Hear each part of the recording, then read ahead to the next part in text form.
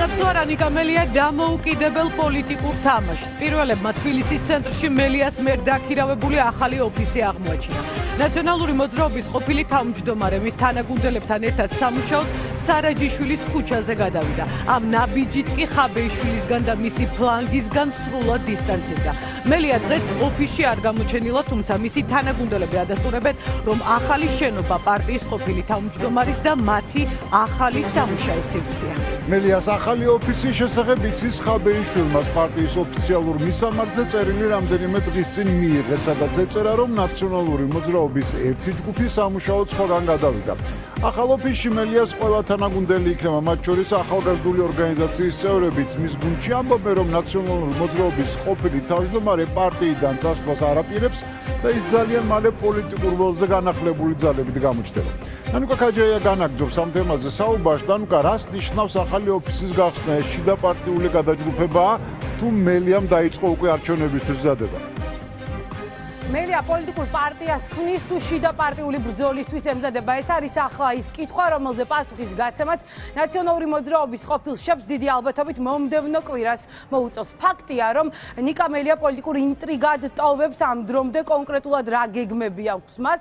მისი მხარდამჭერები ყოველს დიდი ოპოზიციური პარტიიდან კი გვარწმუნებენ, რომ ნაციონალური მოძრაობის ყოფილი თავმჯდომარე პარტიის დატოვებას არ აპირებს, მეტიც ის განახლებული ენერგიით აპირებს მოქმედებას და ბრძოლას ქვეყნის თავისუფლებისთვის. პირველებმა დღეს ვიპოვეთ ის ოფისი, რომელიც სულ რამდენიმე დღის წინ ნიკამელიამ დაიქირავა, სადაც უკვე რამდენიმე დღეა განსაკუთრებული აქტიურობა იმართება, შეხვედრები, კონსულტაციები, როგორც ნიკამელიას მხარდამჭერებთან, ასევე სხვადასხვა ოპოზიციური პარტიების ძალებთან და ასევე იმართება საერთაშორისო პარტნიორებთან. სად იქირავა ნიკამელიამ ოფისი, რას ამბობენ მისი თანაგუნდელები, ვინ დადის ნიკამელიას ახალ ოფისში შეხვედრებზე და როგორი იყო ლევან ხაბეიშვილის რეაქცია, როდესაც გაიგო, რომ ნაციონალური მოძრაობის წევრების ნაწილმა ახალი ოფისი დაიქირავა. ყველა ამ კითხვაზე პასუხს გაიგებთ ჩვენს რეპორტაჟში. როგორ ხართ? კარგად. ცოტა კი ახალ გამიკვირდა. ოფისში გადმოსუხართ, გიმოცავთ.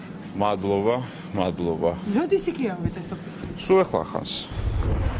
ნიკამელიას გუნდის წევრების შეკრება პირველების კამერამ სარაჯიშვილის ქუჩაზე გადაიღო. ირკვევა, რომ შენობა თბილისის ცენტრში, სადაც ნაციონალური მოძრაობის ის ნაწილი იკრიბება, ვინც მელიას უჭერს მხარს, მათი ახალი ოფისია. რას ნიშნავს ეს? დაიწყო თუ არა მელიამ ახალი პარტიის შექმნაზე მუშაობა და მიდის თუ არა ნაციონალური მოძრაობიდან პოლიტიკოსების კიდევ ერთი ჯგუფი? ეს კითხვა მელიას ახალ ოფისში მისულ ნაციონალური მოძრაობის წევრებს დავუსვით. პარტიის დატოვება ყველაზე მარტივი გამოსავალია, ან რაიმე სივრცის დატოვება, რაც არ მოგწონს, მაგრამ ყველაზე სწორი ამ შემთხვევაში არის დარჩენა და ბრძოლა და მუშაობა ამ შემთხვევაში პროცესების გაჯანსაღებისთვის. საერთოდ არ ვაპირებთ პარტიული ნაციონალური მოძრაობის პლატფორმიდან ჩამოშორებას და შესაბამისად ამ ოფისის აღებას და დაქირავებას და უბრალოდ დამატებითი სივრცის შექმნა ჩვენთვის არ შეიძლება განვიხილოთ როგორც პარტიის დატოვების წინაპირობა. მელიას ახალი ოფისის შესახებ უკვე იცის პარტიის თავმჯდომარემ ლევან ხაბეიშვილმა წერილი რამდენიმე დღის წინ მიიღო. თავმჯდომარის ოპოზიციონერმა ლიდერებმა გააგებინეს, რომ ნაციონალური მოძრაობის ერთი ჯგუფი სამუშაოდ სხვაგან გადავიდა, თუმცა არა რეაქცია ჰქონდა ხაბეიშვილს მელიას ნაბიჯზე, ჯერ უცნობია. ხაბეიშვილმა იცის, რომ ოფისი. ეხა იცის, იმიტომ რომ ოფიციალურად შევატყობინე და ეხა არ დაგვიმალავს, რომ როდის შეატყობინეთ? რამდენიმე დღეა. როგორი იყო მათი რეაქცია? აუ რეაქცია არ ვიცი. პასუხი არ გაქვთ? არა, პასუხი არ გაუწია, ალბათ პასუხსაც გავიგეთ, მაგრამ არ მგონია ეხლა რამე უარყოფითი. მესიჯი მიწერეთ ეს თუ დაურეკეთ? არა, ოფიციალური შეტყობინებას გავაკეთეთ, იმიტომ რომ პროცედურაა ელემენტარულად, ხო, როდესაც ოფისს ვიღებთ, შესაბამისად პარტიას უნდა ვაცნობოთ ამის შესახებ, ასე რომ ამაში მე დიდ დრამატულს ვერაფერს ვერ ხედავ, ეს არის ნორმალური არ არის, როდესაც პარტიის მნიშვნელოვანი გადაწყვეტილებები ისე იქნება ხოლმე მიღებული და ისეა მიღებული, სადაც უბრალოდ ინფორმირების გარეშე გვტოვებენ ძალიან ბევრ ადამიანს, რომელიც ძალიან აქტიურად ვიყავით პარტიის ცხოვრებაში ჩართულები. ბაჭო, პარტია აფინანსებს ამ ოფისს, თქვენ ნაციონალური მოძრაობის წევრები ხართ ყველანი თუ თქვენი სახსრებით? არა, ამ შემთხვევაში ჩვენი სახსრებით მოვახერხეთ ეს ყველაფერი და შესაბამისად მე მიხარია, რომ ძალიან ბევრი ადამიანი გამოჩნდა, რომელიც მზად არის ჩვენს გვერდზე დადგეს. პირველებისთვის ცნობილი ხდება, რომ ოფისში მელია ყოველდღიურ რეჟიმში დადის, თუმცა ჩვენი ყოფნის პერიოდში ნაციონალური მოძრაობის ჯერ კიდევ მოქმედი ლიდერი, რომელიც პარტიის უკანა რიგებში გადავიდა, არ გამოჩენილა. მელიას გუნდის წევრები ამბობენ, რომ ახალი ოფისის დაქირავებაში უცნაური არაფერია.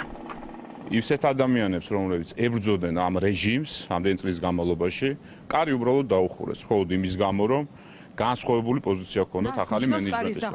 არ ქონდათ შესაძლებლობა, რომ ცენტრალურ ოფისში მისულიყავით, იქ გაგემართათ შეხვედრები, კონსულტაციები. ბოლო პერიოდში, ყოველ შემთხვევაში, თუ კი რაიმე გადაწყვეტილებას იღებდა პარტია, მე ამ ყველაფერს ვიგებდი მედიის საშუალებით, საერთოდ ინფორმირებულიც კი არ ვარ, ეხლა SMS-ის სახით თუ მივიღებ საყოველთაო SMS-ებს რო გგზავნიან, ესე ვიგებ ხოლმე ინფორმაციის და მედიის საშუალებით რაც ყველაზე სამწუხაროა, რომ არ დაფანტულიყო ხალხი, სადაც ძალიან ბევრმა ადამიანმა დაინახა, რომ მას უბრალოდ კარი მიუხურეს, იმიტომ რომ არ სურს რა ეხლა ვანო მერაბიშვილის პოზიციის გაზიარება ეხლა და სხვა შემთხვევაში უბრალოდ წარმოუდგენელია ხო გაგრძელება, იმიტომ რომ ჩვენი ამბოცანა კიდევ ერთხელ ვამბობ არის ის, რომ გავაგრძელოთ რეჟიმთან ბრძოლა. არ ვეთანხმები იმ ჭრილოვან მმართველობას, რომელიც ნაციონალურ მოძრაობაში შემოვიდა და პირიქით ჩვენ ვებრძოდით ოლიგარქს ამისთვის და უნდა იცოდეს საზოგადოება, რომ ჩვენ ბიძინა ივანიშვილს არ ვებრძვით იმისთვის, რომ უბრალოდ ბიძინა ივანიშვილი ქვია, ყველაფერი იმისთვის ვებრძვით, რასაც ის აკეთებს, მათ შორის არის ჭრილოვანი მმართველობა და ამ ჭრილოვან მმართველობას ჩვენ რა თქმა უნდა ვებრძვით შიგნითაც, გარეთაც და ყველგან სადაც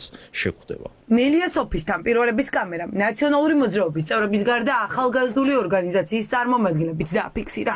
აქ არიან ნაციონალური მოძრაობის წევრები, რომლებსაც აქვთ მენეჯმენტისგან განსხვავებული პოზიციები და შეხედულებები და ზოგადად ძალიან კომფორტული არის, როდესაც შენ შეგიძლია ხმამაღლად და მკაფიოდ დააფიქსრო შენი აზრი და ჩემი აზრით პარტიაში მნიშვნელოვანი არის ღიაობა და გამჭვირვალობა. ნიკა მელია და ნიკა მელიას გუნდი ყოველთვის აქტიურად იყო ჩართული, რომ ახალგაზრდებისთვის მიეცა ის ფართო გზაგასაყარი, რასაც ქვია წარმატება და აქტიურად ჩართულობა. ის აქტივისტები, ვინც ნაციონალური მოძრაობის ახალგაზრდული ორგანიზაცია დატოვეს, გვიდასტურებენ, რომ მელიას გუნდში არიან.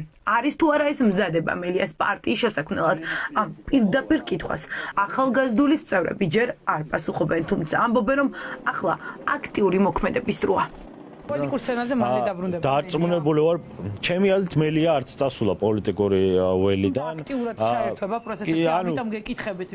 კი, რა თქმა უნდა, ყველა ვაპირებთ აქტიურად ჩართოს, იმიტომ რომ არც ამ ქვეყანას და არც არავის დრო არ გვაქვს იმის, რომ რაღაც ყურები ჩამოვყაროთ, ან რაღაცა გავჩერდეთ, ან სხვას უყუროთ, როგორ გააკეთებს საქმეს, მით უმეტეს უყურებთ, რომ ეს საქმე არ კეთდება ისე, როგორც უნდა კეთდებოდეს. ნიკას გარეშე პოლიტიკური ველი და ოპოზიციური ველი არის მკვდარი. ვფიქრობ, რომ რაც მეტი ისეთი სივრცე იქნება, სადაც ოპოზიციური ხმების მობილიზება მოხდება და არ დაიკარგება, ძალიან მნიშვნელოვანი არის. ბევრი ადამიანია, ვისაც არ აქვს იმის საშუალება, რომ იმუშაოს და ძალიან მნიშვნელოვანია, რომ იყოს ესეთი სივრცეები, სადაც ეს ადამიანები მოახდენენ ხმების მობილიზებას.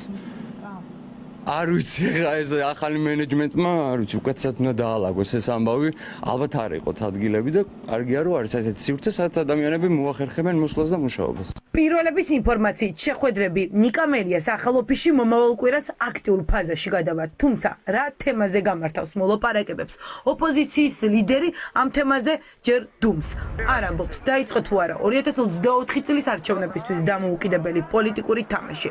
მელია ამას თავად პოლიტიკურ ინტრიგად ტოვებს.